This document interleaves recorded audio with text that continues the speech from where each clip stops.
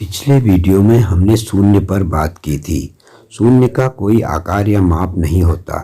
ऐसे ही दो शून्य एक जैसे हम लेते हैं, एक शून्य का आधा करते हैं और दूसरे शून्य में उसे जोड़ देते हैं। इस प्रकार पहला शून्य 0-1/2 अर्थात 0-0.5 और दूसरा 0+1/2 अर्थात 0+0.5 हो जाता है।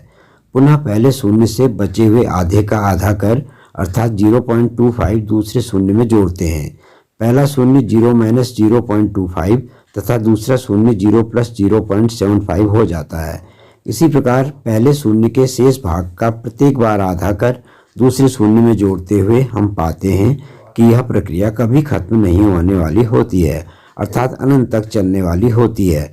इस प्रकार हम यह निष्कर्ष पर पहुंचते हैं कि हमारा माना हुआ शून्य कभी भी अत्यंत सूक्ष्म अर्थात समाप्ति अर्थात निरपेक्ष शून्य अर्थात कुछ नहीं तक नहीं पहुंच पाता, अर्थात 0-1 नहीं हो पाता। इसी से हम यह भी निष्कर्ष पर पहुंचते हैं कि 0 और -1 अर्थात दो बिंदुओं के बीच अनंत बिंदु होते हैं।